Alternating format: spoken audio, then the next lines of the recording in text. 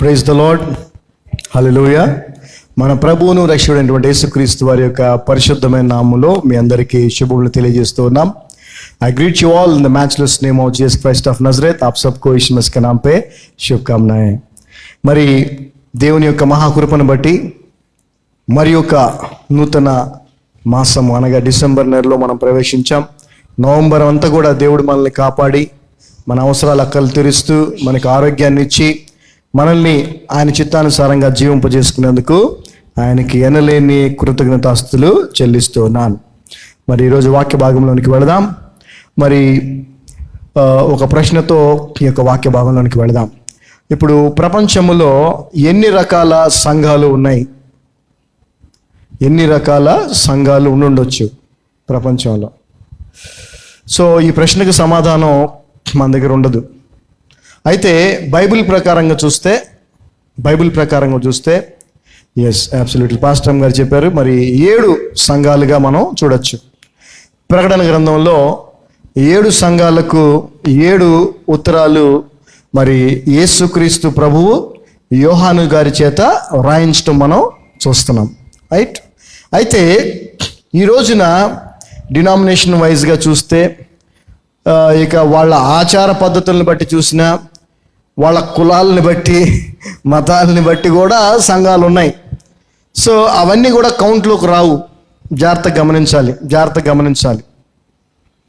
వాక్యానుసారమైనటువంటి సంఘం ఏదైతే ఉందో, పెంతెకోస్తు దినము రోజున కదా, అపోస్తల కార్యములు 2వ అధ్యాయము, పెంతెకోస్తు దినమున వారందరూ కూడా ప్రార్థిస్తూ ఉన్నప్పుడు మేడగది మీద పరిశుద్ధాత్మ వారికి అనుగ్రహించబడింది.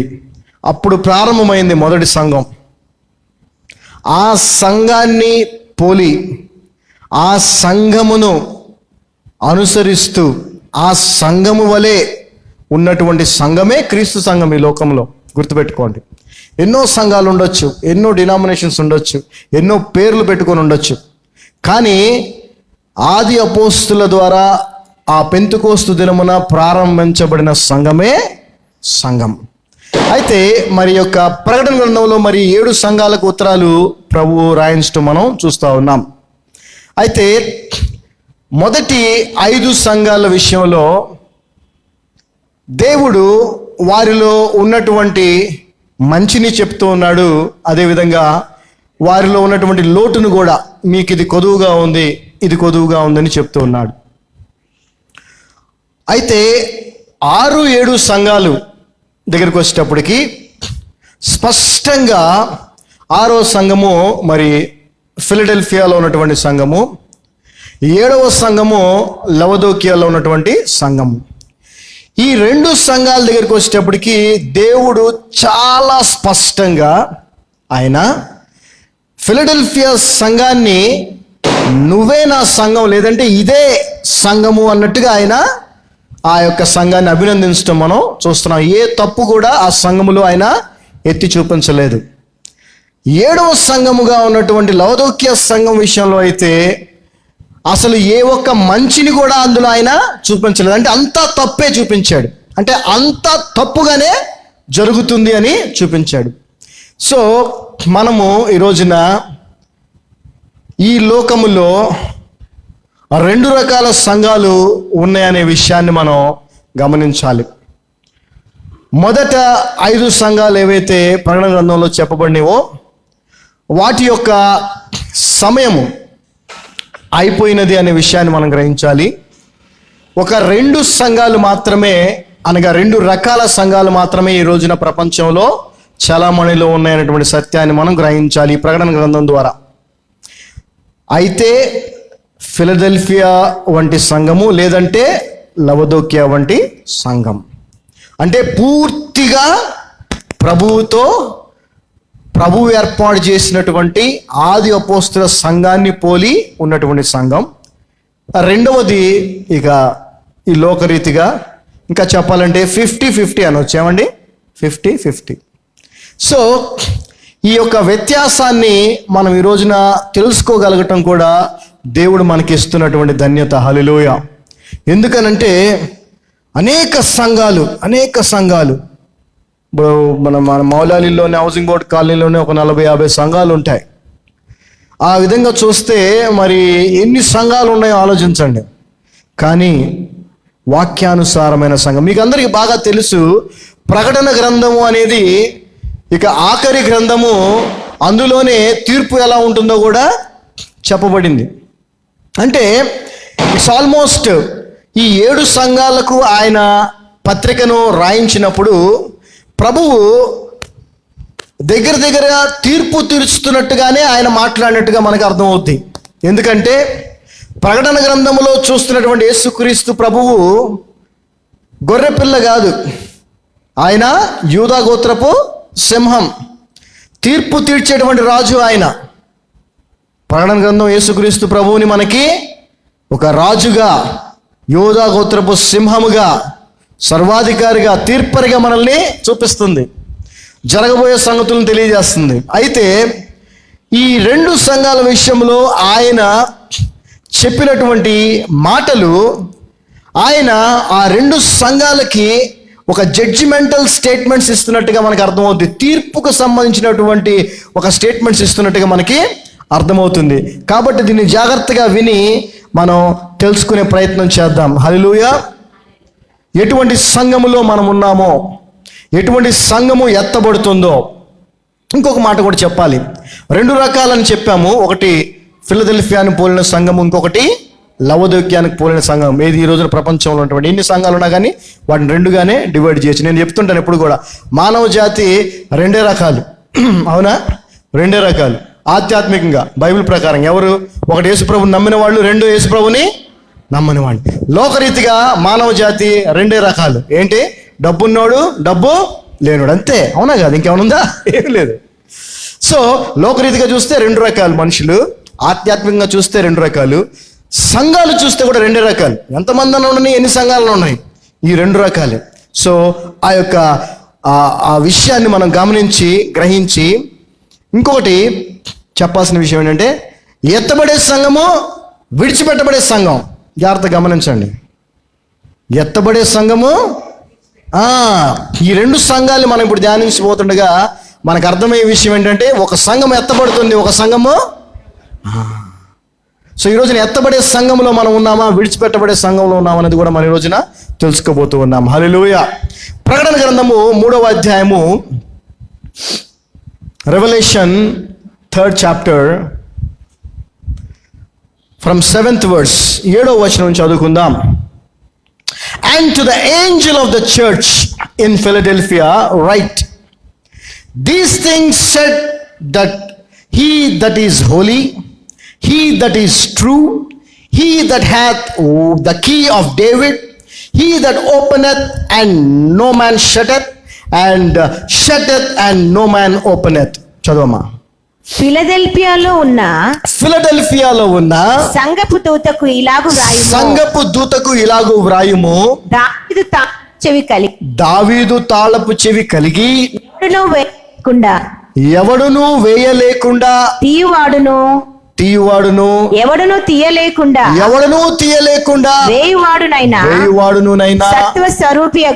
సత్య స్వరూపియగు పరిశుద్ధుడు చెప్పు సంగతులేమనగా. అంటే ఇక్కడ ఒక ఇంట్రొడక్షన్. ఈ విషయాలు రాస్తున్నటువంటి వ్యక్తి ఎవరో అతని యొక్క ఇంట్రొడక్షన్ ఇస్తున్నాడు. మనం ఈ రోజున ఎక్కడ చూస్తే ఒక పాస్టర్ గారిని స్టేజ్ మీద పిలవాలంటే reverend, doctor, bishop, international speaker, TV speaker, ఇవన్నీ పెడతారు కదా. ఎట్టి పిలుస్తారు, చప్పట్లు కొడదామని అందరూ చప్పట్లు కొడతారు. దేవుని సేవకుని పిలుద్దామని ఎవరు పిలవరు. సరే వదిలేయండి, వాళ్ళ గురించి మనకు అనవసరం. ఇక్కడ ప్రభువు యొక్క ఇంట్రడక్షన్. ఆయన ఎవరంట? పరిశుద్ధుడు. హల్లెలూయా. ప్రభువు ఎవరు? పరిశుద్ధుడు. పరిశుద్ధుడు ఒక్కడే. ఎవరైనా? దేవుడు. దేవుడు పరిశుద్ధుడు. ఆ పరిశుద్ధుడే యేసుక్రీస్తు ప్రభు. హల్లెలూయా. అంతేకాకుండా ఆయన సత్యవంతుడంట. అంటే ఆయనే సత్యము, ఆయన యందే సత్యం ఉంది, ఆయనే సత్యం. హల్లెలూయా. సో అంతేకాకుండా దావీదు తాళపు చెవులు కలిగిన వాడు. మనందరికీ తెలుసు, మరి వాక్య భాగంలోని కూడా వెళ్దాము. దావీదు తాళపు చెవులు కలిగిన వాడు అంటే మనందరికీ బాగా తెలుసు. దావీదు యొక్క సింహాసనం మీద కూర్చుండి ఈ లోకమంతటిని ఏలేటువంటి రాజుగా ఆయన్ని పాత నిబంధనలో అనేక మంది ప్రవక్తలు చెప్పారు. అంటే ఇక్కడ ఈ ఉత్తరం రాస్తున్నటువంటి యొక్క వ్యక్తి యొక్క స్థితి, లేదంటే ఆ యేసు ప్రభు యొక్క స్థితి ఏంటంటే మహారాజు, పరిశుద్ధుడైన సత్యవంతుడైన మహారాజు. ఆయన చెప్తున్నాడు ఈ మాట, ఆయన రాయమని చెప్తున్నాడు ఈ మాట. మీరు గమనించండి, రాజులు ఏమన్నా చెప్పారు అని అంటే, ఏదన్నా పలికారని అంటే అదేంటది? శాసనం. చెప్పారంటే అది ఆజ్ఞే. అవునా? రాజుకి అధికారం ఉంటుంది. ఎలాంటి అధికారం ఉంటుంది? ఒక వ్యక్తిని మరణ శిక్షకు విధించే అధికారం ఉంటుంది, ఒక వ్యక్తిని క్షమించే అధికారం ఉంటుంది, ఒక వ్యక్తిని తీసుకొని ఎంత గొప్ప స్థానానికైనా తీసుకొచ్చే అధికారం ఉంటుంది, ఎంత గొప్ప స్థానంలో ఉన్న వ్యక్తినైనా తీసుకెళ్ళి కింద పడేసే అధికారము ఆ మహారాజుకు ఉంటుంది. హల్లెలూయా. సో ఇక్కడ ఈ ఉత్తరాన్ని రాయమని చెప్పినటువంటి ఆ గొర్రె పిల్ల కానటువంటి, అంటే గొర్రె పిల్లే కానీ రాజుగా మనకు కనిపిస్తున్నటువంటి ప్రభువుని గురించి ఇంట్రొడక్షన్. అయితే చాలామందికి ఒక ప్రత్యేకమైనటువంటి విషయాన్ని చెప్పాలి. క్రైస్తవ సమాజంలోనే ఇప్పటికీ తండ్రి, కుమారుడు, పరిశుద్ధాత్మ త్రియేక దేవుడు అనే దాన్ని మనం నమ్ముతున్నాం. కానీ కుమారుడు కంటే తండ్రి గొప్పవాడు అనే ఒక భావన చాలామంది క్రైస్తవ సమాజంలో ఉంది. దయచేసి దాన్ని తీసేసుకోవాలా, మీరు తీసేసుకోవాలా. ఇక్కడ పరిశుద్ధుడని చెప్పబడుతుంది ఎవరి గురించి? తండ్రి గురించి కాదు, యేసుక్రీస్తు ప్రభు గురించి జాగ్రత్త గమనించండి. So there is no difference at all. తండ్రికి కుమారుడికి ఏమాత్రం తేడా లేదు, ఇద్దరు ఒకటే. కానీ మనోళ్ళు ప్రభువుని కొంచెం తక్కువగా, తండ్రిని కొంచెం ఎక్కువగా చూస్తూ ఉంటారు. ఇది చాలా బాధ అనిపిస్తూ ఉంటుంది నాకు. వారి అజ్ఞానానికి బాధపడుతూ దేవునికి ప్రార్థిస్తూ ఉంటాను, ప్రభు వాళ్ళకి తెలియజేయని. ఒక మాట మనం అపోస్తుల కార్యములు 3వ అధ్యాయము 14వ వచనం చూడండి. అంటే అపోస్తుల కంటే మనం గొప్పవాళ్ళమా? అపోస్తుల కంటే ఎక్కువ తెలిసిన వాళ్ళమా మనం? కాదు కదా, కాదు కదా. చాలా సందర్భాలు చూస్తుంటాను, పెద్ద పెద్ద అంటే తలపండిన వాళ్ళు అంటారు కదా, అట్లాంటి వాళ్ళు ఇలాంటి వ్యత్యాసాన్ని చూపిస్తూ మాట్లాడుతుంటారు. తండ్రి తండ్రి తండ్రి తండ్రి అని, దేవుడు దేవుడు దేవుడు దేవుడు అని అదే మాట్లాడతారు. కానీ యేసు ప్రభు గురించి పెద్దగా, ఆయన నామాన్ని కూడా పెద్దగా తీసి ఉచ్చరించరు. ఇక్కడ చూడండి, అపోస్తుల కార్యం 3వ అధ్యాయం 14వ వచనం మనం చూస్తే, acts 3rd chapter 14th words, Peturu గారు అంటున్నారు ఏమనని? He denied the holy one and the just and desired a murderer to be granted unto you. చదవమ్మా. మీరు పరిశుద్ధుడును నీతిమంతుడునైనా వానిని నిరాకరించి, పరిశుద్ధుడును నీతిమంతుడైన వారిని నిరాకరించి నరహంతకుడైన మనుష్యుని మీకు అనుగ్రహించమని అడిగితిరి. ఇది మనకు తెలుసు. యేసు ప్రభువుని మరి సిలువ వేయక ముందు ఆ పిలాతు చెప్పాడు, మరి మీకు యేసు ప్రభు కావాలా బరబ్బా కావాలా అంటే వీళ్ళు ఏమన్నారు? మాకు బరబ్బానే కావాలన్నారు. ఆ సందర్భాన్ని గుర్తు చేస్తూ పేతురు బోధిస్తూ అంటున్నాడు, ఇక్కడ మీరు పరిశుద్ధుడు నీతిమంతుడిని మీరు వద్దనుకున్నారన్నాడు. ఈ మాట మాట్లాడుతుంది ఎవరి గురించి? తండ్రి అయిన దేవుని గురించా, యేసుక్రీస్తు గురించా? ఎస్. సో పరిశుద్ధుడు ఎవరు? యేసుక్రీస్తు ప్రభు. దేవుడు ఎవరు? యేసుక్రీస్తు ప్రభు. యేసుక్రీస్తు ప్రభువే దేవుడు. యేసుక్రీస్తు నామములోనే మనం రక్షించబడ్డాం. యేసుక్రీస్తు చిందించిన రక్తమే మనకు రక్షణకు ఆధారం. ఈ విషయాన్ని కూడా మర్చిపోతున్నాయి చాలా సంఘాలు. జాగ్రత్తగా గమనించండి. ఆయనే పరిశుద్ధుడు. హల్లెలూయా. ఆయన పరిశుద్ధుడు మాత్రమే కాదు, నీతిమంతుడు. అంటే దీని అర్థం ఏంటంటే, ఈ ఉత్తరాన్ని ఈ యొక్క ఫిలదెల్ఫియా సంఘానికి రాయిస్తున్నటువంటి మహారాజు పరిశుద్ధుడు, సత్యవంతుడు మరియు నీతిమంతుడు. హల్లెలూయా. ఆ తర్వాత యోహాను రాసిన మొదటి పత్రిక 5వ అధ్యాయం 20వ వచనం మనం చదువుకుందాం ఒకసారి. 1 John 5th chapter 20th verse. And we know that the Son of God is come and hath given us an understanding that we may know him that is true, that we are in him that is true, even in his son Jesus Christ. చదవమ్మా. మనము సత్యవంతుడైన వానిని ఎరుగవలనని దేవుని కుమారుడు వచ్చి మనకు వివేకము అనుగ్రహించి ఉన్నాడని ఎరుగుదుము. మనము దేవుని కుమారుడైన యేసుక్రీస్తు నందున్న వారమై సత్యవంతుని అందున్నాము. ఆయనే నిజమైన దేవుడును నిత్య జీవమునై ఉన్నాడు. చూడు ఎంత స్పష్టంగా బైబిల్ గ్రంథం చెప్తా ఉందా. ఆయనే నిజమైన దేవుడు, ఆయనే సత్యవంతుడు. ఆ సత్యవంతునిలో మనం ఉన్నామంటున్నారు. హల్లెలూయా.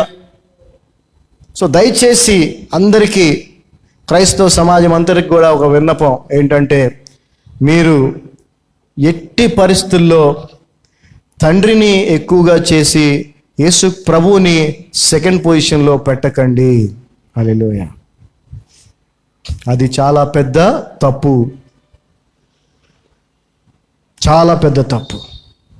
యేసు క్రీస్తు తండ్రి ఇద్దరు ఒకటే, ఇద్దరు సమానులు. హల్లెలూయా, హల్లెలూయా. ఆయనే నిత్య జీవము, ఆయనే దేవుడు, సత్యవంతుడు, నీతిమంతుడు. ఆయనలో మనం ఉన్నామనే విషయాన్ని మనం గ్రహించాలి. ఆయన మనలో ఉన్నాడనే విషయాన్ని మనం మర్చిపోవద్దు. ఆ తర్వాత అదే ప్రకటన గ్రంథం 1వ అధ్యాయము 5వ వచనం చదువుకున్నాం ఒకసారి. And from Jesus Christ, who is a faithful witness and the first begotten of the dead and the prince of the kings of the earth, unto him that loved us and washed us from our sins in his own blood. చదవమ్మా. నమ్మకమైన సాక్షియు, జాగ్రత్తగా గమనించండి. యేసు క్రీస్తు ప్రభువు పరిశుద్ధుడు, నీతిమంతుడు, సత్యవంతుడు, నిజమైన దేవుడు, నిత్య జీవము ఆయనే, సత్యము ఆయనే, అంతేకాకుండా నమ్మదగిన వాడు. చదవమా. నమ్మకమైన సాక్షి కూడా ఆయనే. హల్లెలూయా. మృతులలో నుండి ఆది సంభూతుడుగా లేచిన వాడును భూపతులకు అధిపతియునైన యేసుక్రీస్తు నుండి సమాధానములు మీకు కలుగును గాక. సో ఇక్కడ మరి ఇనిషియల్ గా స్టార్టింగ్ లో యేసు ప్రభువుని గురించిన ఇంట్రడక్షన్ లో మరి యోహాన్ గారు రాస్తున్నారు. ఇక్కడ నమ్మకమైన సాక్షి కూడా ఆయనేనంట, భూపతులందరికీ రాజు అంట ఆయన. అంతేకాదు పునరుద్ధానుడైన మొదటి వ్యక్తి. హల్లెలూయా. పునరుద్ధానుడైన మొదటి వ్యక్తి. పునరుద్ధానం అంటే గుర్తుపెట్టుకోండి, ఇది మరణించి బ్రతకటం కాదు. అలా అనుకుంటే చాలామంది లాజరు, చాలామంది చనిపోయిన వాళ్ళు చాలామంది బతికారు, అది కాదు. పునరుద్ధానం అంటే ఈ శారీరక మరణాన్ని పొంది మహిమ శరీరంతో లెగవటం. హల్లెలూయా. ఓకే, వాళ్ళందరూ శారీరక మరణాన్ని పొంది మళ్ళీ శారీరకంగా జీవించారు. ఓకే, కానీ శారీరకంగా మరణించి మహిమ శరీరముతో పునరుద్ధారుడైంది యేసు ప్రభు మొదటి వ్యక్తి. హల్లెలూయా. సో మొదటి వ్యక్తి అనే విషయాన్ని కింగ్ జేమ్స్ లో ఉంది, అక్కడ మరి తెలుగులో అది ఆ విషయము 6th లో ఉందా? ఓకే, ఎనీవే ఫైన్, ఉండండి అమ్మా. సో ఇక్కడ మనం గమనించాల్సిన విషయం ఒకటే. ఇప్పుడు ఈ పత్రిక రాస్తున్నటువంటి ఆ యేసుక్రీస్తు ప్రభువు యొక్క స్థితిని మనం చూస్తున్నాం. మనం సువార్తల్లో లేదంటే పత్రికల్లో యేసు ప్రభువుని వేరుగా చూస్తాం కదా, గొర్రె పిల్లగా చూస్తాం. ఆ పత్రికల్లో మనం యేసు ప్రభువుని పరిశుద్ధాత్మగా చూస్తాం. అయితే ప్రకటన గ్రంథములో ఆయన్ని మనం మహారాజుగా చూస్తూ ఉన్నాం. పరిశుద్ధుడిగా, నీతిమంతుడిగా, సత్యవంతుడిగా, నిత్య జీవముగా, నమ్మకమైన సాక్షిగా. అంత మాత్రమే కాదు, ఇక్కడ ఒక మాట ఉంది. ఏమనంటే ఆయనంట మనల్ని ప్రేమించి మన పాపములను ఆయన స్వరక్తముతో కడిగాడంట. హల్లెలూయా. అంటే ఈ రాజు పరిశుద్ధుడు, నీతిమంతుడు, సత్యవంతుడు, నమ్మకమైన సాక్షి, ఇవి మాత్రమే కాదు, ప్రేమామయుడు ఈ రాజు. హల్లెలూయా.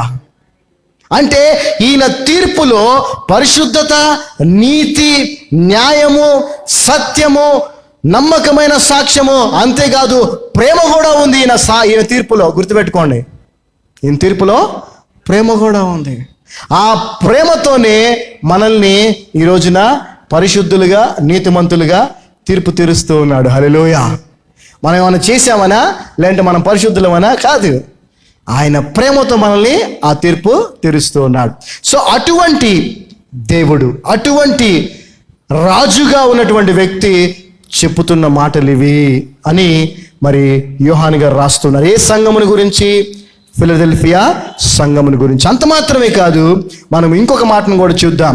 రెవల్యూషన్స్, అదే ప్రకటన గ్రంథము 19వ అధ్యాయం 11వ వచనం మనం చూసినట్లయితే, ప్రకటన గ్రంథము 19వ అధ్యాయము 11వ వచనం మనం చూసినట్లయితే, revolution 19 chapter 11th words, and I saw heaven opened, and behold a white horse, and he that sat upon him was called faithful and true, and in righteousness he doth judge and make war. చదువమ్మా.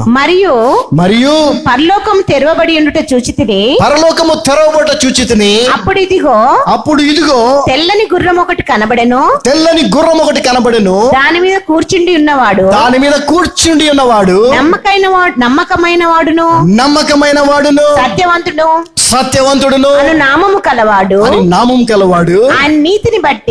ఆయన నీతిని బట్టి విమర్శ తీర్పు చేయుచు యుద్ధము జరిగించుచున్నాడు. So ఆయన తీర్పు నీతివంతమైంది. హల్లెలూయా. So ఇక్కడ ఆయన ఏవైతే మాటలు తీర్పుకు సంబంధించినట్లుగా ఆయన ఫిలదెల్ఫియా సంఘానికి రాయమని యోహాను గారికి చెప్పాడో, ఆ మాటలు ఇస్తున్నటువంటిది యేసుక్రీస్తు ప్రభువు. ఆయన ఇస్తున్నటువంటి తీర్పు ఎటువంటిదంటే, ఆయన తీర్పు పరిశుద్ధమైనది, ఆయన తీర్పు నీతివంతమైనది, ఆయన తీర్పు సత్యమైనది, ఆయన తీర్పు ప్రేమపూర్వకమైనది, ఆయన తీర్పు నమ్మదగిన సాక్ష్యముతో కూడినది. అంతేకాదు, ఆయన తీర్పు నీతి గలది. ఇన్ని అంశాలను ఆయన మరి కలిపి వాటితో ఆయన తీర్పుని తీరుస్తున్నాడు. హల్లెలూయా. సో ఎంత గొప్ప ధన్యత. And he had the keys of David అనే మాటను కూడా మనం చూసాం. దానికి అర్థము ఆ యొక్క దావీదు సింహాసనం మీద కూర్చొని ఏలుతాడనేటువంటి విషయాన్ని. లూకా సువార్త 1వ అధ్యాయం 32వ వచనం చూడండి ఒకసారి. ఈ మాటలు మనం చూడాలి, ఎందుకనంటే ఆయన యొక్క స్థానము ప్రకటన గ్రంథానికి వచ్చేటప్పటికి ఏ విధంగా మారిపోయిందో చూడండి. లూకా సువార్త 1వ అధ్యాయము, Luke Gospel, 1st chapter, 32nd verse. He shall be great and shall be called the Son of the Highest, and the Lord God shall give unto him the throne of his father David. చదవమ్మా. ఆయన గొప్పవాడై సర్వోన్నతుని కుమారుడు అనబడును. ప్రభువైన దేవుడు ఆయన తండ్రి అయిన దావీదు సింహాసనమును ఆయనకిచ్చును. So ఈ యొక్క దావీదు తాళపు చెవులనంటే మహారాజుగా ఉన్నటువంటి స్థానాన్ని, స్థితిని మనకి తెలియజేస్తా ఉన్నాయి. అంత మాత్రమే కాదు, మనము రెవల్యూషన్స్ 1:18 చూసినట్లయితే, అదే ప్రకటన గ్రంథం 1:18 మనం చూసినట్లయితే, 1:18 మనం చూసినట్లయితే,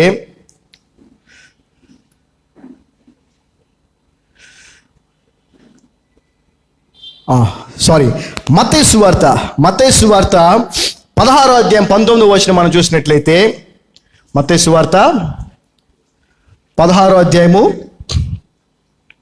19వ వచనం మనం చూసినట్లయితే, ఇక్కడ పేతురుతో యేసు ప్రభువు వారు అంటున్నారు. ఏమనంటే, I will give unto thee the keys of the kingdom of heaven, and whatsoever thou shalt bind on earth shall be bound in heaven, and whatsoever shall thou loose on earth shall be loosed in heaven. చదవమ్మా. రాజ్యం యొక్క తాళపు చెవులు పరలోక రాజ్యము యొక్క తాళపు చెవులు ఇచ్చేదను. నీకిచ్చెదను. నీవు భూలోకమందు దేనిని బంధించుదువో అది పరలోకమందును బంధింపబడును. భూలోకమందు దేనిని విప్పుదువో అది పరలోకమందును విప్పబడునని అతనితో చెప్పెను. జాగ్రత్త గమనించండి. సో ఈ యేసుక్రీస్తు ప్రభు యొక్క స్థితి ఇక్కడ మనం చూస్తున్నది ఏ విధంగా ఉందంటే, ఆయనకి సర్వాధికారము ఇవ్వబడింది. ఆయన లోకంలో ఉన్నప్పుడు కూడా సర్వాధికారం ఆయన దగ్గర ఉంది కాబట్టే పేతురుతో చెప్పగలిగాడు. నా దగ్గర లేకుండా మీకు ఇది ఇస్తానని నేను చెప్పగలనా? చెప్పలేను కదా. పేతురుతో అంటున్నాడు, దేవుని రాజ్యం యొక్క తాళపు చెవులు నీకు ఇస్తాను అంటున్నాడు. అంటే పరలోక రాజ్యం యొక్క తాళపు చెవులు యేసుక్రీస్తు స్వాధీనంలో ఉన్నాయి. అంతేకాదు ఆయన అది ఎవరికైనా ఇవ్వగలడని విషయాన్ని కూడా మనం ఇక్కడ తెలుసుకోగలుగుతున్నాం. హల్లెలూయా! ఎంతో ధన్యతో కదా ఆయన చేత అలాంటి పొందుకోవటం. సో జాగ్రత్త గమనిద్దాం. ఎందుకు దేవుడు కొంతమందినే ప్రత్యేకపరుచుకున్నాడు? ఎందుకు దేవుడు వారికే ప్రత్యేకమైనటువంటి ఈ యొక్క ఆశీర్వాదాలు, ఆత్మ సంబంధమైన ఆశీర్వాదం అంటే గుర్తుపెట్టుకోండి, డబ్బు కాదు, ఈ లోక సంబంధమైనవి కానే కాదు, పరలోక సంబంధమైనవి. సో ఈ తాళపు చెవులు నేను నీకు ఇస్తున్నాను అంటున్నాడు. సో అంటే ఆయన యొక్క సర్వాధికారం మనకి ఇక్కడ అర్థమవుతుంది. So let's come back to revolution 3rd chapter 8th verse. ప్రకటన గ్రంథం 3వ అధ్యాయము 7వ వచనం చదివాం. సో ఈ యొక్క పత్రిక యోహాను ద్వారా పరిశుద్ధుడును, నీతిమంతుడును, సత్యవంతుడును, న్యాయవంతుడును, నమ్మకమైన సాక్షియు, అంతేకాదు నీతిమంతుడైనటువంటి ప్రేమమైనటువంటి యేసుక్రీస్తు ప్రభువు వారు రాయిస్తున్నారు. ఆయన తీర్పుగా దీన్ని మనం చూడొచ్చు. ఇక్కడ 8వ వచనములో అంటున్నాడు దేవుడు రాయమని, ఐ నో దై వర్క్స్ అంటున్నాడు. ఒకటే మాట అండి, నీ క్రియలను నేను ఎరుగుదును. ఒకటే ఒక మాట, ఐ నో దై వర్క్స్, నీ క్రియలు నాకు తెలుసు. అంతే, దట్స్ ఇట్. జాగ్రత్త గమనించండి, నీ క్రియలు నాకు తెలుసు. జాగ్రత్త గమనించాలి విశ్వాసులందరూ. మీరు ఎప్పుడు ఎక్కడ ఎలా ప్రవర్తిస్తున్నారో అది మీకే తెలియాలి. సంఘములో ఒకలాగా, బయట ఒకలాగా, ఇంట్లో ఒకలాగా, ఇంకో దగ్గర ఒకలాగా. నువ్వు ఎలాగున్నా, ఏం చేస్తున్నా, ఎవరు చూసినా చూడకపోయినా నువ్వు చేసే పనులన్నీ, అందుకే ఆయన ఏమంటున్నాడు, నీ క్రియలు నాకు తెలుసు, నీ క్రియలు నాకు తెలుసు. I know your works, I know your works, I know your works. ఆ తర్వాత, behold, I have set before thee an open door, and no man can shut it, for thou hast a little strength, and hast kept my word, and has not denied my name. చదవమ్మా. నీ క్రియలు నేను ఎరుగుదును, నీ క్రియలు నేను ఎరుగుదును, నీకున్న శక్తి కొంచెమై ఉండినను, నీకున్న శక్తి కొంచెమై ఉన్నను, నీవు నా వాక్యమును గైకొని, నీవు నా వాక్యమును గైకొని, నా నామము ఎరుగనలేదు, నా నామమును ఎరుగను అనలేదు. ఇదిగో ఇదిగో తలుపు నీ ఎదుట తీసి ఉంచి ఉన్నాను, తలుపు నీ ఎదుట తీసి ఉంచి ఉన్నాను, దాన్ని ఎవడును వేయనేరడు. దానిని ఎవడును. ఈ మాటను పట్టుకొని సేవకులందరండి, మీరు ఈ మాట ఎన్నోసార్లు వింటారు కదా, దేవుడు తలుపు తీస్తే ఎవడు దాన్ని మూయలేడు అనే మాట వింటాం. అదేవిధంగా దేవుడు ఇగో మీ కొరకు ద్వారము తెరుస్తున్నాడు, ఇక దేవుడు మిమ్మల్ని ఎవడు ఆపలేడని చెప్తారు మనోడు కదా జనరల్గా. అవును, అంతేగా. ఇక నీకు ఉద్యోగానికి ద్వారాలు దేవుడు తెరుస్తున్నాడు, నీ వ్యాపారానికి ద్వారాలు ఈయన చెప్పేది ఇదేగా చెప్పేది. మరి అంటుంది సొల్లు కాదండి, అది కాదు, అది కాదు, ఈ ద్వారం అది కాదండి. జాగ్రత్తగా గమనించండి. ఆయన మాట్లాడుతున్నది క్రీస్తు స్థాపించినటువంటి ఆది అపోస్తల సంఘమును పోలి, ఆ సంఘము వలె, ఆ సంఘము చేసిన కార్యాలనే చేస్తూ ఉన్నటువంటి సంఘముతో చెప్తున్నాడు, మీకు నేను ఒక ద్వారాన్ని తెరిచాను, అది ఎవడు మూయలేడని. ఆ పాస్టర్ గారి దగ్గరికి వెళ్తే బాగైద్దంట అనగానే ఎవడో చెప్పగానే వచ్చి హీసేయగానే ఈయన ఇదిగో దేవుడు నీ ముందు ద్వారం తెరుస్తున్నాడు, నీ వ్యాపారం ద్వారాలు తెరుస్తున్నాడు దేవుడు అంటాడు. అనగానే అమ్మా నా కోసం అనుకుంటాడు ఆయన. ఈ వచనాన్ని ఎంత తప్పుగా ఇంటర్ప్రిట్ చేసి ఎంత తప్పుగా బోధిస్తున్నారో. లోక సంబంధమైనటువంటి ఆపర్చునిటీకి సంబంధించింది కాదండి ఈ ద్వారం, గుర్తుపెట్టుకోండి, జాగ్రత్తగా గమనించండి. It's not the door about the worldly opportunities as so many preachers tell. That's all false. This is a door which we are going to see. This is a door open to the church or the believers who are like the believers of the church in Philadelphia. Philadelphia సంఘములో ఉన్నటువంటి విశ్వాసులను పోలిన విశ్వాసులకు తెరవబడే ద్వారం ఇది. అంతే తప్ప నీ ఉద్యోగం కోసం, వ్యాపారం కోసం, పిల్లలు పుట్టడం కోసం, పెళ్లి కోసం తెరిచే ద్వారం కాదు. ఓకే, ప్లీజ్ కొంచెం తప్పుగా మీరు దీన్ని అర్థం చేసుకున్నారు, చెప్తున్నారు, జనాలు వాళ్ళ సొంత లాభం కోసం చెప్తున్నారు. మీరు నమ్మకండి, వాక్యాన్ని వాక్యంగా సత్యంగా వినండి. ఒకసారి కొరింథీయులకు రాసిన పత్రిక 16వ అధ్యాయం 9వ వచనం చదువుదాం. 1 Corinthians 16 chapter 9th verse. అపోస్తలుడైన పౌలు గారు కొరింథీయులకు రాసిన పత్రికలో ఆయన మాట అంటున్నాడు, for a great door and effectual is open unto me and there are many adversaries. చదవమ్మా. కార్యసకూలమైన, ఇక్కడ మనం తెలుగులో కార్యానుకూలమైన మంచి సమయము నాకు ప్రాప్తించినది. ఇంగ్లీష్ లో ఒక ద్వారము తెరవబడిందని పౌలు గారు చెప్పారు. దాన్ని తెలుగులో కార్యానుకూలమైన మంచి సమయము నాకు ప్రాప్తించి ఉన్నది మరియు ఎదిరించువారు అనేకులు ఉన్నారు. చాలా అంతవరకు. అయితే ఇక్కడ ఈ ద్వారము అనేది ఏంటంటే, దేవుని పనిలో ఉన్నటువంటి నీకు, దేవుని పనిలోనే జీవిస్తున్నటువంటి నీకు, ఆయన పని చేయటానికి ఇంకొక అవకాశాన్ని దేవుడు కల్పించటమే ఆ ద్వారం. హల్లెలూయా. నువ్వు ఆల్రెడీ దేవుని పనిలోనే ఉన్నావు. అయితే అద్భుత రీతిగా, నువ్వు అనుకోని రీతిగా ఇంకొక ప్రదేశములో, ఇంకొక సమూహముతో, ఇంకొక ప్రాంతములో దేవుని కొరకు పనిచేసే అవకాశం నీకు దొరకటం, ఆ సమయం దొరకటం. అది హల్లెలూయా. అంతేగాని ఇది ఉద్యోగాలు, బిజినెస్ల కోసం ఓపెన్ అయ్యే డోర్ కాదండి ఇది. అక్కడ ఉంటే కంపెనీల్లో ఫ్రంట్ డోరా, బ్యాక్ డోర్ ఎంట్రీలు కూడా ఉంటాయి కంపెనీ, సాఫ్ట్వేర్ కంపెనీస్లో. బ్యాక్ డోర్ అయితే ఒక 3 lakhs ఇస్తే జాబ్ ఇప్పించేస్తా ఉంటారు. అట్లాంటి డోర్ కాదు, దయచేసి గుర్తుపెట్టుకోండి. This is not the door like that. It's a door which can be only open to the people who are already in the work of the Lord, surprising them by the Lord. Already అంటే ఇదివరకే దేవుని పనిలో నిమగ్నమై ఉండి దేవుని పని చేస్తున్న వారిని దేవుడు ఆశ్చర్యపరుస్తూ ఇంకొక అవకాశాన్ని కల్పించడమే ఈ ద్వారం అంటే. హల్లెలూయా. అంతేగాని లోక సంబంధమైనది కాదు. ఇంకొక మాట కూడా చూద్దాం. అదే కొరింథీయులకు రాసిన రెండవ పత్రిక 2వ అధ్యాయం 12వ వచనం. ఇక్కడ కూడా మీరు ఇంకా అద్భుతంగా చూడొచ్చు.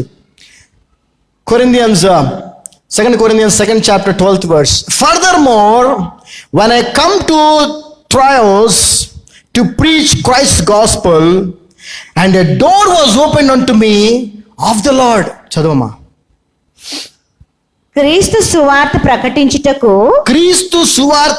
ప్రకటించుటకు నేను త్రోయకు వచ్చినప్పుడు ప్రభువునందు నాకు మంచి సమయం ప్రాప్తించి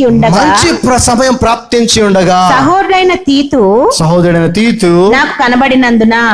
చూడండి, ఇక్కడ కూడా నేను దేవుని సువార్తను ప్రకటించడానికి త్రోయాకు వచ్చినప్పుడు నాకు ఇంకో మంచి సమయము, ఇంకో మంచి అవకాశము దొరికిందంటున్నాడు. ఎవరి ద్వారా? దేవుని ద్వారా, ప్రభు ద్వారా. దేనికి?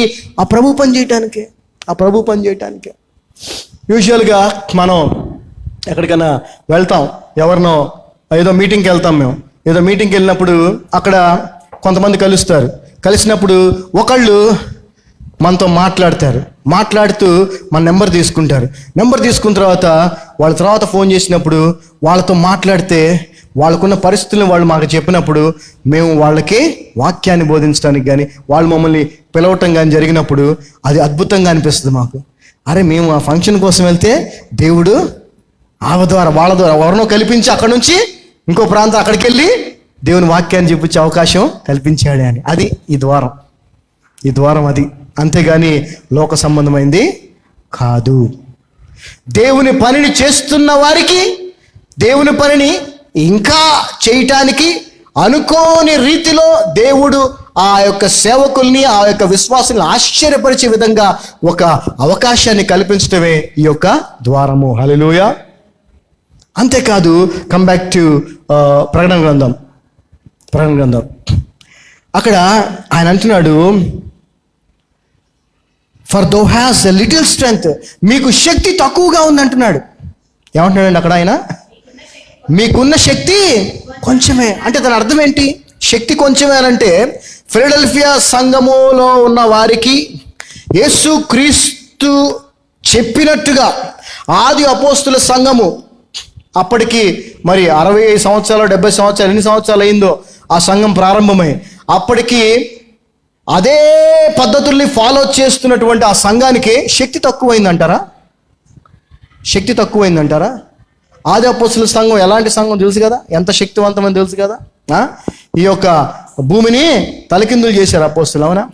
సో అటువంటి సంఘాన్ని పోలి, అటువంటి సంఘాన్ని మరి మాదిరిగా తీసుకొని అవే క్రియలు, అవే కార్యాలు చేస్తూ, ఇంకా దేవుడు కొత్త అవకాశాలను వీళ్ళకి డోర్స్ ఓపెన్ చేస్తూ, ఇంకా దేవుని పనిని చేసే అవకాశాన్ని ఈ ఫిలడెల్ఫియాలో ఉన్న సంఘానికి దేవుడు ఇస్తూ ఆ సంఘంతో అంటున్నాడు, మీ యొక్క శక్తి కొంచెముగా ఉన్నది అని. నేను అనుకుంటాను నాకున్న అండర్స్టాండింగ్ నేనేమనుకుంటాను, maybe it's about the number of the people. It's about number of the people అండి. కొద్దిమంది ఉండొచ్చు మేబీ వాళ్ళు, అంతేనా? అంతకు మించి దేవుని శక్తి ఎందుకు తక్కువ ఉంటుంది వాళ్ళలో? ఏ విధంగా శక్తి తక్కువ ఉంటుంది వాళ్ళకి? తెలుగులో శక్తి అని ఉంది, ఇంగ్లీష్లో ఏమనుంది? స్ట్రెంగ్త్ అని ఉంది కదా. Little is there strength. మీకు విషయం తెలుసా, మరి మనం స్కూల్స్ కానీ కాలేజెస్లో కానీ ఏదైనా క్లాస్లో దాన్ని ఏమని అడుగుతాం మనం? స్కూల్ స్ట్రెంగ్త్ ఎంత అండి అంటాం. అంటే ఏంటి? బలమా, శక్తా? నెంబర్. సో ఇక్కడ అర్థమవుతుంది, అంటే నా యొక్క అండర్స్టాండింగే ఇదే సత్యము అని నేను ఎప్పుడు చెప్పనండి, గుర్తుపెట్టుకోండి. దేవుడు నాకు ఇచ్చినటువంటి అండర్స్టాండింగ్నే నేను షేర్ చేస్తాను తప్ప ఇదే సత్యము ఇంక వేరే కాదని నేను ఎప్పుడు చెప్పను, గుర్తుపెట్టుకోండి. Okay, right. సో నేను అనుకుంటాను మేబీ ఆ నెంబరు తక్కువగా ఉన్నారేమో, తక్కువ మంది ఉన్నారేమో. కానీ వాళ్ళు ఎలాంటి వాళ్ళు తెలుసా? తక్కువ మంది అయినా ఎలాంటి వాళ్ళు అంటే చూడండి, హ్యాస్ కెప్ట్ మై వర్డ్, నా వాక్యమును, ఆయన వాక్యాన్ని గైకొనిన వారు కాదు. కెప్ట్ మై వర్డ్ అంటే దాన్ని ఆచరించిన వాళ్ళు. మీరు కొద్దిమంది అయినప్పటికీ నా వాక్యాన్ని మీరు అనుసరించారు, నా వాక్యానికి మీరు విధేయత చూపించిన వారు అంటున్నాడు. హల్లెలూయా. మీ కార్యములు నాకు తెలుసు అన్నీ. అందులో ఏదైనా చెడ్డ కార్యం ఉంటే చెప్పేవాడు ముందు 5 సంఘాల్లో చెప్పినట్టు, అన్ని మంచియే కార్యాలు. ఆ తర్వాత మీ కొరకు నేను ఇంకొక ద్వారాన్ని తెరిచిపెట్టాను, ఎవడు దాన్ని మూయలేడు అంటున్నాడు. హల్లెలూయా. అంతేకాదు, మీరు కొద్దిమంది అయినప్పటికీ, ఓకే తెలుగులో శక్తి తక్కువ అని ఉంది, సరే కొంత బలహీనంగా శక్తి తక్కువ కలిగిన వారైనప్పటికీ మీరు మాత్రం వాక్యం విషయానికి వచ్చేటప్పటికి మీరు నా వాక్యానికి విధేయతను చూపించారు. అంతేకాదు ఇంకో మాట అంటున్నాడు, ఏమనంటే and has not denied my name, నా నామాన్ని మీరు ఎప్పుడూ తిరస్కరించలేదు. అమ్మా, నా నామాన్ని మీరు ఎరుగనలేదు. డినై అంటే అర్థం ఏంటంటే తిరస్కరించడం. డినై చేయటం అంటే తిరస్కరించడం. మీరు నా నామాన్ని ఎప్పుడు తిరస్కరించలేదు అంటున్నాడు. హల్లెలూయా. అంటే ఈ సంఘములో, ఈ ఫిలడెల్ఫియాలో సంఘములో ఉన్నటువంటి విశ్వాసుల యొక్క ఆత్మీయ స్థితిని మనం ఒకసారి గమనిస్తే, వారి జీవిత విధానాన్ని మనం అర్థం చేసుకునే ప్రయత్నం చేస్తే, వారు దేవుని కార్యములే చేస్తూ ఉన్నారు తప్ప వేరే ఇంకేమీ చేయట్లేదు. అందువలన దేవుడు వారిని మెచ్చి వారిని ఆశ్చర్యపరిచే విధంగా వారికి అద్భుతంగా మరి ఒక అవకాశాన్ని వారి ముందు దేవుడు ఉంచాడు. అంతేకాదు వారు తక్కువ మంది అయినప్పటికీ, వారు బలహీనముగా ఉన్నప్పటికీ, వారు దేవుని వాక్యం విషయంలో మాత్రం వాళ్ళు ఎక్కడా తప్పిపోలేదు. వాక్యాన్ని అనుసరించి జీవిస్తున్నారు. ప్రత్యేకించి యేసుక్రీస్తుని ఎరిగాము అంటే యేసు ప్రభువే మా దేవుడు, ఆయనే మా రక్షకుడు, మేము ఆయన్ని వెంబడిస్తున్న వాళ్ళం, మేము ఆయన బిడ్డలం అనే చెప్పే విషయంలో వాళ్ళు ఎప్పుడూ వెనుకడుగేయలేదు. హల్లెలూయా. చాలా బాధాకరమైన విషయం మీకు ఒకటి చెప్తాను. సత్యం, ఇది సత్యం. మనందరికీ తెలుసు తెలంగాణలో ఏం జరుగుతూ ఉందో. కులగణన, ఏమండి, కాస్ట్ సెన్సస్ అనేది ఒకటి జరుగుతూ ఉంది. మరి గడిచిన వారంలో మా ఇంటికి కూడా వచ్చారు, ఒక ఇద్దరు వచ్చారు. వచ్చి వాళ్ళన్నీ రాసుకుంటా ఉన్నారు. నేను చెప్పాను బీసీసీ క్రిస్టియన్. ఓకే, రాసుకున్నారు. సర్టిఫికేట్స్ ఉన్నాయా? చూపించాను. అయిపోయింది. ఆ రాసుకున్నామన్న మాట ఏంటంటే, సార్ నేను 3 రోజుల నుంచి తిరుగుతున్నాను, మీరు రెండో వ్యక్తి, క్రిస్టియన్ అని చెప్పిన వ్యక్తి రెండో వ్యక్తి మీరు. అలా అని చెప్పి క్రిస్టియన్ ఇళ్ళకి వెళ్ళలేదని కాదామా? పాయింట్ అర్థమవుతుందా? ఎంతోమంది క్రైస్తవులుగా చలామణి అవుతున్నాయి, వాళ్ళ ఇళ్ళకి వెళ్ళింది. కానీ ఆ కులగణన దగ్గర మీరెవరంటే హిందూ అని చెప్తున్నారు, ఎస్సీ అని చెప్తున్నారు. హిందువుల్లో ఆ రిలీజన్ ఏంటంటే హిందూ, ఆ కులం ఏంటంటే ఎస్సీ. మీరే సార్ 3 రోజుల్లో రెండో వ్యక్తి మీరు క్రిస్టియన్ అని చెప్పి బీసీసీ అని చెప్పారు అన్నా. అంటే ఈ హిందూ అని చెప్పి రిలీజను, ఎస్సీ అని చెప్పి నువ్వు రికార్డులో ఇప్పుడు ఫ్రెష్గా మళ్ళీ నువ్వు రాస్తున్నావు అంటే నువ్వు ఎవరిని డినై చేస్తున్నావు? ఎవరిని తృణీకరిస్తున్నావు? చెప్పు. ఎవరిని? యేసు ప్రభువుని.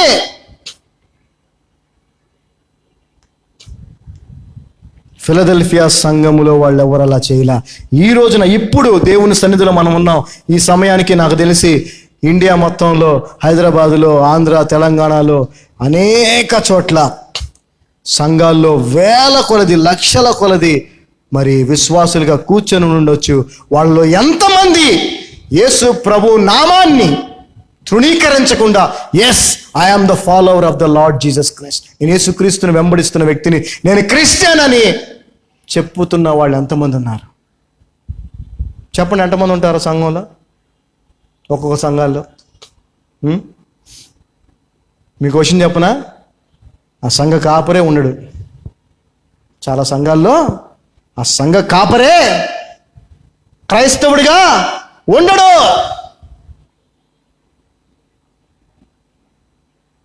మరి అవన్నీ సంఘాలా? వాళ్ళంతా విశ్వాసులా? వాళ్ళంతా ఎత్తబడే సంఘానికి శరీర భాగాలా? వాళ్ళని వాళ్ళే ప్రశ్నించుకోవాలి. నా సొంత మాటలు కాదు, వాక్యములో యేసుక్రీస్తు ప్రభువు వారు తీర్పరిగా, మహారాజుగా ఉండి యోహాను గారి చేత ఫిలదెల్ఫియా సంఘానికి రాయించిన పత్రిక. ఫిలదెల్ఫియా సంఘము ఎత్తబడే సంఘం, గుర్తుపెట్టుకోండి. ఇందులో పెద్ద పెద్ద గుణాలు ఏమి రాయలే ఆయన, అక్కడ పెద్ద పెద్ద క్వాలిటీస్ ఏమి రాయలే. ఒకటే చెప్పాడు, మీ కార్యాలు నాకు తెలుసు అన్నాడు. ఆయన తెలుసు అన్ని, మనం ఏం చేస్తున్నాం ఆయన తెలుసు అన్నాడు. రెండోది ఏమన్నాడంటే, మీరు కొద్దిమంది ఏమన్నారు అన్నాడు. అంటే మీ బలం తక్కువ ఉంది. ఇప్పుడు ఎక్కువ మంది ఉంటే బలం అండి, కొద్దిమంది ఉంటే బలం తక్కువ, అంతే కదా. జనరల్గా ఆలోచించండి, అవునా? ఒక ఫ్యామిలీ ఉంది, 10 మంది పిల్లలు ఉన్నారనుకో, 9 మంది 10 మంది కొడుకులు ఉన్నారనుకో. మనకు ఊర్లు ఇప్పుడు కాదు, పాతకాలంలో అయితే ఎంత పెద్ద కుటుంబం అయితే అంత బలగం. ఆ ఊర్లో వాడే పెద్ద, వాడు చెప్పేది, ఎందుకంటే వాడి బలగం ఉంది, వాడికి బలం. 10 మంది కొడుకులు ఉంటారు, అదే బలం. సో కొద్దిమందే ఉన్నారు. కానీ ఇంకో మాట, వాక్యం విషయంలో మీరు ఎప్పుడు కూడా అవిధేయులుగా లేరు. నా వాక్యం అంటాడు, మై వర్డ్ అంటున్నాడు, గుర్తుపెట్టుకోండి.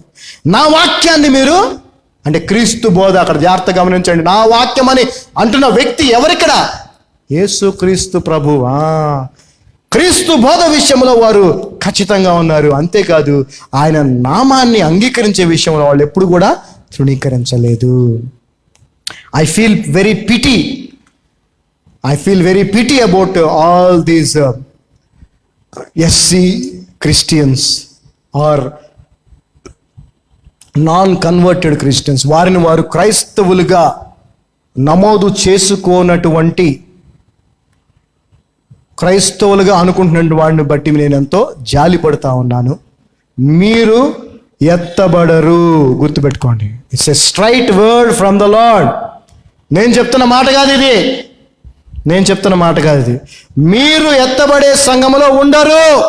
ఎందుకంటే మీరు యేసు ప్రభు నామాన్ని ఏం చేస్తున్నారు? తృణీకరిస్తున్నారు. నేను మత్తయి సువార్త చెప్పట్లేదు, పత్రికలు చెప్పట్లేదు, ప్రకటన గ్రంథంలో నుంచి చెప్తా ఉన్నాను. హల్లెలూయా. ప్రకటన గ్రంథము జరగబోయే సంగతులను గూర్చినది. నువ్వు ఎంతన్నా చించుకో, ఎంతన్నా చేసుకో, 30 సంఘాలు స్థాపించు, 10,000 మందికి బాప్తీసాలు ఇచ్చు, నిన్ను నువ్వు క్రైస్తవుడిగా చెప్పుకోలేకపోతే ఎందుకు?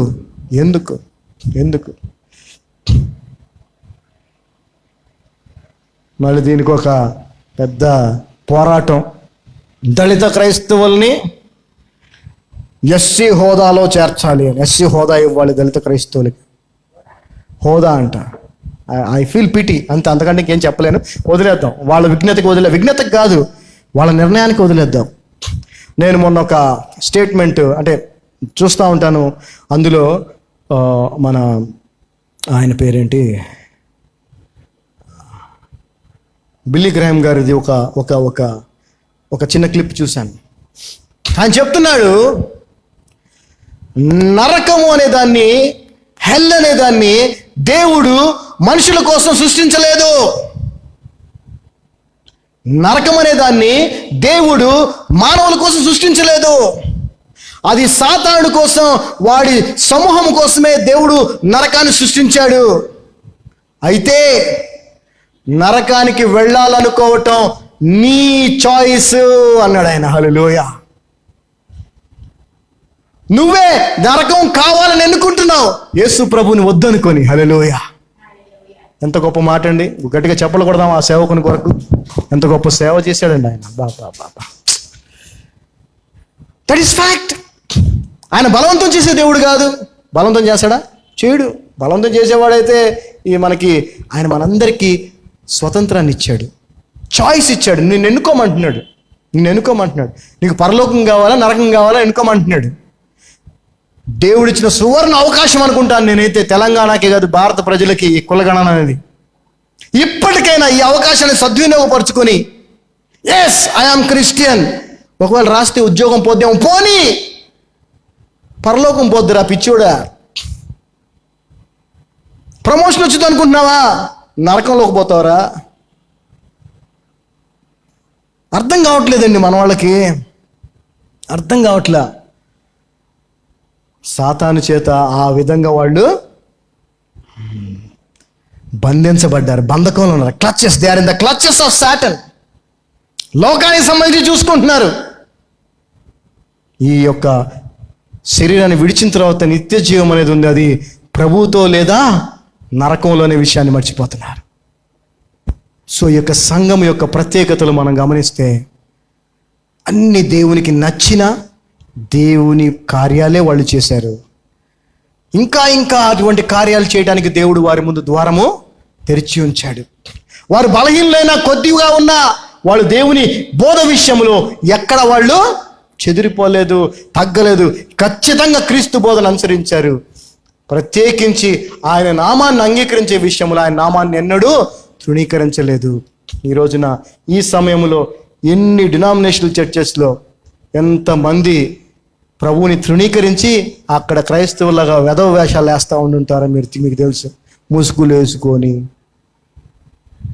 అనుకుంటా. నరకమే, నో అదర్ వే.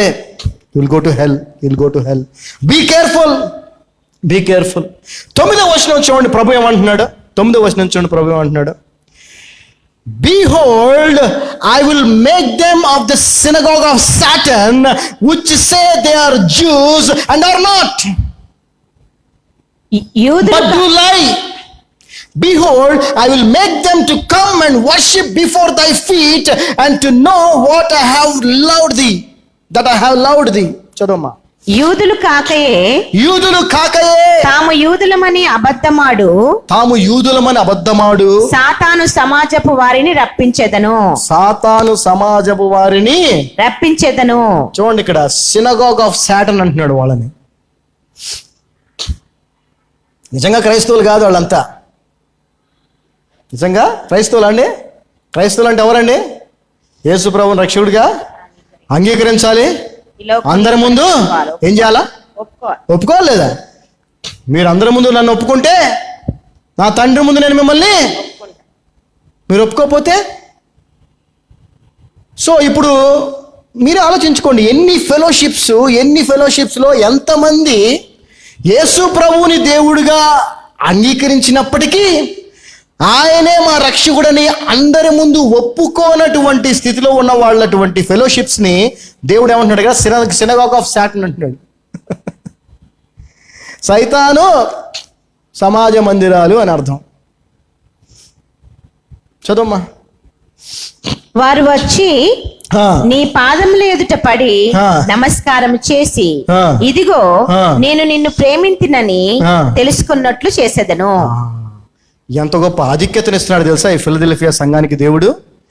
ఈ క్రైస్తవులు కాకుండా, అంటే క్రైస్తవులు అంటే రికార్డు పరంగా ఒప్పుకోకుండా అందరి ముందు చెప్పుకోలేని దిశలో ఉన్నారే, అయినా క్రైస్తవులు అని చెప్పి సంఘాలుగా చలామణి అవుతున్నారే, సంఘంగా చలామణి అవుతున్నారే. ఇక్కడ పర్టికులర్గా ఒక సంఘం అని కాదండి, నేను మళ్ళీ చెప్తున్నా, జాగ్రత్తగా వినండి. There are only 2 types of churches. 2 సంఘాలు. ఒకటి ఫిలదెల్ఫియా సంఘాన్ని పోలిన సంఘం, ఇంకొకటి లవదోకియా సంఘాన్ని పోలిన సంఘం అని చెప్పాను కదా.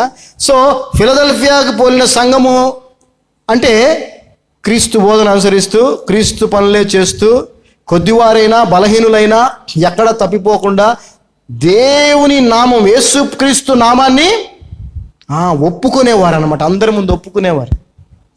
అలాంటి వాళ్ళు మనం అనుకుంటున్నటువంటి రాంగ్ ఫెలోషిప్స్లో, లేదంటే సాతాను సమాజ మందిరాల్లో కూడా ఉండుండొచ్చు కొంతమంది అక్కడ, పాపం కదా. సో ఇది ఎక్కడ ఉన్నావని కాదు, నువ్వు ఏ విధమైన జీవితాన్ని జీవిస్తున్నావు అనే దాని మీద ఆధారపడి ఉంటుంది. సో 2 గ్రూపులు, ప్రపంచంలో ఎన్ని సంఘాలున్నా, ఎన్ని ఫెలోషిప్స్ ఉన్నా 2 గ్రూపులు. సో ఈ మొదటి గ్రూపు వారికి దేవుడిస్తున్న ఆధిక్యత ఏంటో చూడండి. ఆ యొక్క 2వ గ్రూప్ ఏదైతే ఉందో, క్రైస్తవులు కాకుండానే క్రైస్తవులని బయటికి చెప్పుకుంటారు. మనకు తెలుసు కదా, జే అప్పారావు. ఏం పేరాయా నీ పేరంటే? జే అప్పారావు అని చెప్తాడు ఆఫీసులో. చర్చికి రాగానే మీ చర్చిలోనేమో ఏ జాన్, ఏమండి జాన్ అప్పారావు, పేర్లు అట్టాగే ఉంటాయి.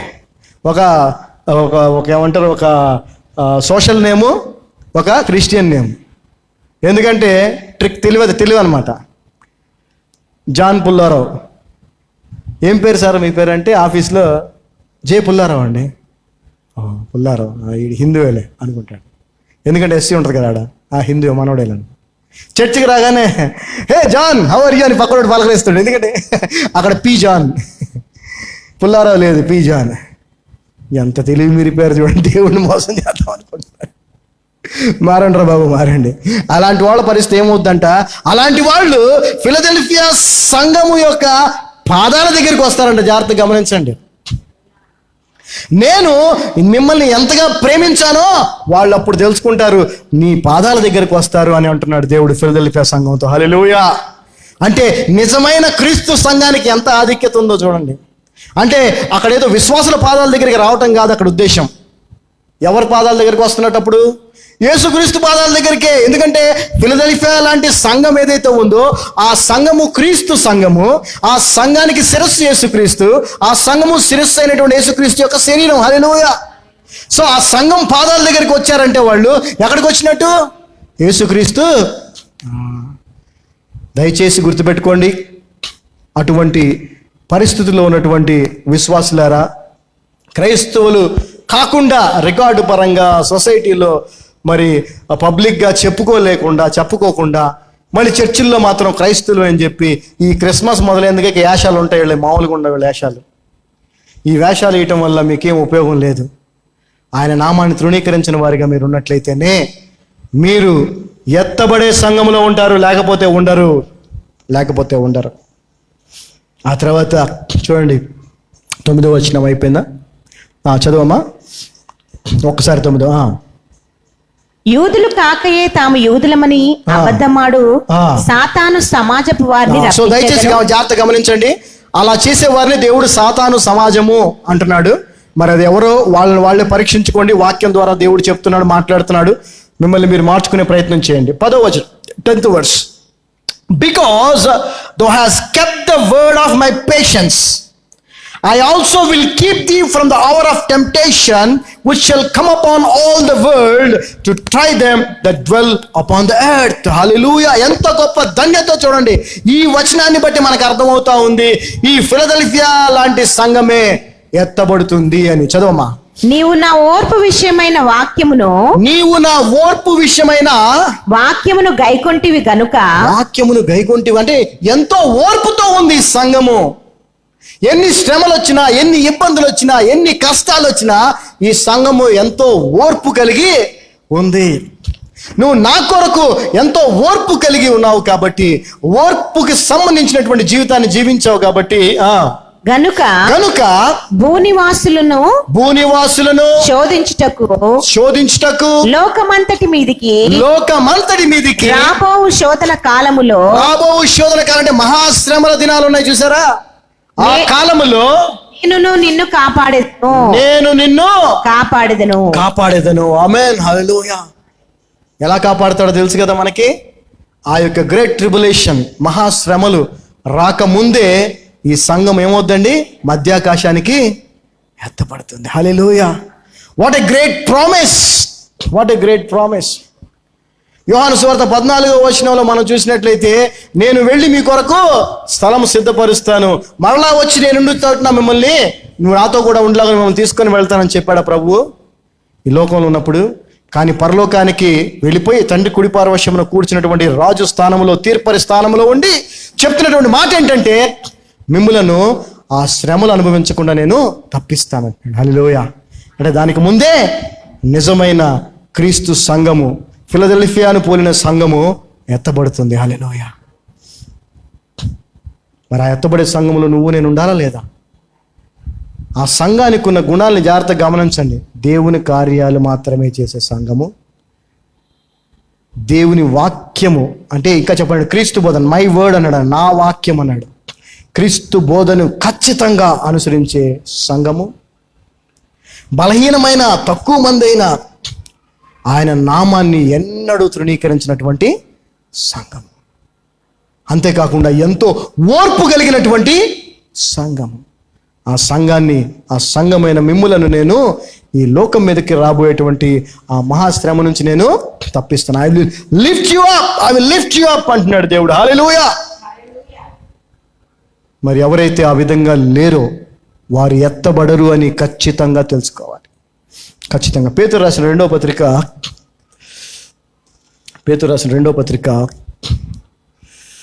2వ అధ్యాయం 9వ వచనం మనం చూసినట్లయితే, 2nd chapter 9th verse. The Lord knoweth how to deliver the godly out of temptation, and to reserve the unjust unto the day of judgment to be punished. చదవమ్మా. భక్తులను శోధనల నుండి తప్పించుటకును, దుర్నీతి పరులను ముఖ్యముగా మలినమైన దురాశ కలిగి శరీరానుసారంగా నడుచుకొనుచు ప్రభుత్వమును నిరాకరించుచు శిక్షలో ఉంచబడిన వారిని తీర్పు దినము వరకు కావలిలో ఉంచుటకును ప్రభు సమర్థుడు. సో తెలుగులో వీరు కలిపి ఉన్నట్లు ఇంగ్లీష్ లో మనం చూసినట్లయితే, the Lord knoweth how to deliver the godly out of temptation. దేవునికి బాగా తెలుసు తన బిడ్డలను ఆ యొక్క శోధన నుంచి, శ్రమల నుంచి ఎలాగా తప్పించాలి. అంత మాత్రమే కాదు, and to reserve the unjust unto the day of judgment to be punished. ఈ దేవుని నమ్మని వారు ఎవరైతే ఉన్నారో, దేవుని అంగీకరించిన వారు ఎవరైతే ఉన్నారో, దేవుని అంగీకరించి కూడా అందరి ఎదుట ఒప్పుకున్న వారు ఎవరైతే ఉన్నారో, ఎవరైతే లోకములో ఇక్కడ 2 విధాలుగా జీవిస్తున్నారో వారిని చక్కగా రిజర్వ్లో పెట్టి వాళ్ళకి రావాల్సిన పనిష్మెంట్ని ఇవ్వటానికి కూడా ఆయన సమర్థుడు. హల్లెలూయా. హల్లెలూయా. అనుకుంటున్నారు వాళ్ళు, దేవుడేం తెలుసుకుంటాడులే, దేవుడికేం తెలుసుద్దులే అని. నువ్వు మనుషుల్ని మోసం చేయగలవు, దేవుని మోసం చేయలేవు. నువ్వు దేవుణ్ణి మోసం చేయలేవు. 11వ వచనానికి వచ్చేద్దాం. Let's come back to revolutions 3rd chapter 11th verse. Behold, I come quickly, hold that fast which thou hast, that no man take away thy crown. నేను త్వరగా వచ్చుచున్నాను, నేను త్వరగా వచ్చుచున్నాను, ఎవడును నీ కిరీటము ఎవడును నీ కిరీటమును అపహరింపకుండునట్లు నీకు కలిగిన దానిని గట్టిగా పట్టుకొనుము. హల్లెలూయా. ఈ యొక్క సంఘానికి ఇంకొక అడ్వైస్ ఇస్తున్నాడు. ఏమి చూశాడో చెప్పాడు, ఏమి వారి కొరకు తెరిచి ఉంచాడో చెప్పాడు, ఏ విధంగా వారిని ఆ మహాశ్రమ నుంచి తప్పించబోతున్నాడో చెప్పాడు. ఇంకొక సలహా ఇస్తున్నాడు, ఇంకొక ఆజ్ఞ ఇస్తున్నాడు, ఇంకొక హెచ్చరిక చేస్తున్నాడు. ఏమనంటే, మీకు అనుగ్రహించబడినటువంటి ఆ కిరీటాన్ని జాగ్రత్తగా కాపాడుకోండి అని. హల్లెలూయా. సాతానుడు మనకి దేవుడు అనుగ్రహించినటువంటి రక్షణ అనేటువంటి కిరీటం, నిత్య జీవం అనే జీవ కిరీటం, వాటిని కొట్టేయాలని ప్రయత్నం చేస్తూ ఉంటాడు. వాడు ఎప్పటికప్పుడు మనల్ని క్రీస్తు బోధ నుంచి బయటికి తీసుకెళ్లాలని, ఎప్పటికప్పుడు దేవునితో కాకుండా లోకముతో స్నేహం చేసేలా చేయాలని వాడు ప్రయత్నం చేస్తూ ఉంటాడు. సో నేను తొందరగా రాబోతున్నాను కాబట్టి ఈ కొద్ది కాలం నేను వచ్చేదాకా జాగ్రత్తగా బయటికి వెళ్తూ పిల్లలకి తల్లిదండ్రులు చెప్తారు, అమ్మా కొంచెం లేట్ అవుద్ది, నేను తలుపు గట్టిగా వేసేసుకో, తలుపు జాగ్రత్త పెట్టుకో, నేను వచ్చేదాకా అరే పెదోడా, అరే చెల్లిని కొంచెం జాగ్రత్త చూసుకోరా, నేను వచ్చేదాకా జాగ్రత్త అని చెప్తాం కదా. అలా చెప్తున్నాడు ప్రభు ఇక్కడ. నేను తొందరగా వస్తున్నాను, అయితే నేను వచ్చే వరకు జాగ్రత్తగా మీకు ఇవ్వబడినటువంటి కృప, మీకు ఇవ్వబడినటువంటి వాక్యము, మీకు ఇవ్వబడినటువంటి సత్యము, క్రీస్తు బోధ, మీకు ఇవ్వబడినటువంటి తృప్తికరమైన జీవితం, మీకు ఇవ్వబడినటువంటి జీవ కిరీటాన్ని జాగ్రత్తగా కాపాడుకోండి. ఎవరో ఒకళ్ళు అంటే కొన్నిసార్లు పరిస్థితులు వస్తాయి. ఎలా వస్తాయంటే, మనం వీకెండ్ అమ్మ ఎంతకాలం ఈ శ్రమ, ఎంతకాలం ఈ బతుకు, ఎంతకాలం ఇదని చెప్పేసి అవుట్ ఆఫ్ ది వే అంటే క్రీస్తు మార్గం నుంచి తప్పిపోయే పరిస్థితులు సాతాను క్రియేట్ చేస్తాడు.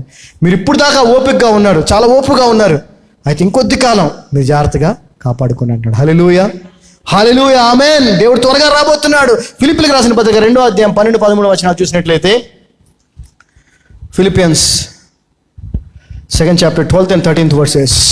Wherefore, my beloved, as I have always obeyed, not as in my presence only, but now much more in my absence, work out your own salvation with fear and trembling.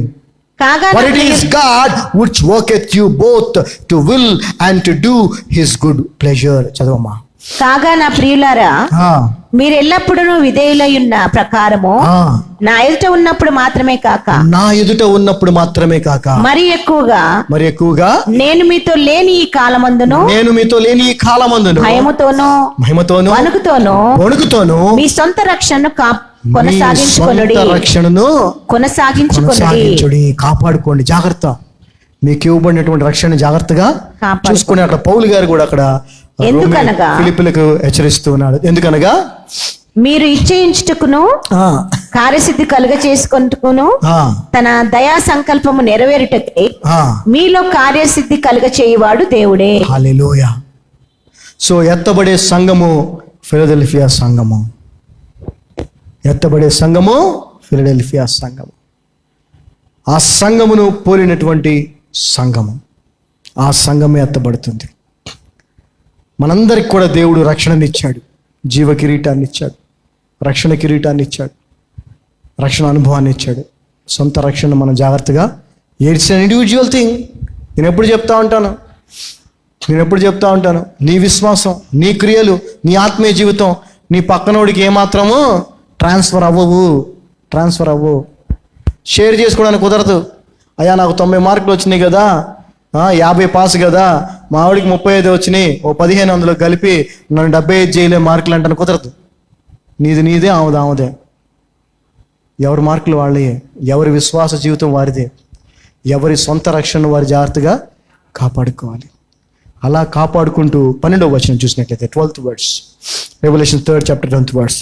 Him that overcometh will I make a pillar in the temple of my God, and he shall go no more out, And I will write upon him the name of my God, and the name of the city of my God, which is New Jerusalem, which cometh down out of heaven from my God.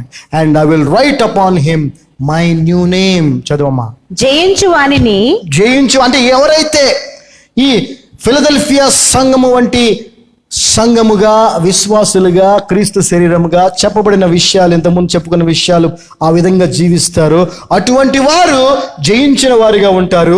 ఆ విధంగా జయించిన వారికి నా దేవుని ఆలయములో ఒక స్తంభంగా చేసేదను. ఒక స్తంభముగా. చూడండి, we are going to be a pillar in the temple of God. Hallelujah. ఇక్కడ కాదు, పరలోక రాజ్యములో దేవుని మందిరములో ఒక స్తంభముగా మనం ఉంటాము. ఆమేన్. చదవమ్మా. అలాగే స్తంభముగా ఉంటారు అని దేవుడు శిష్యులకు చెప్పాడు.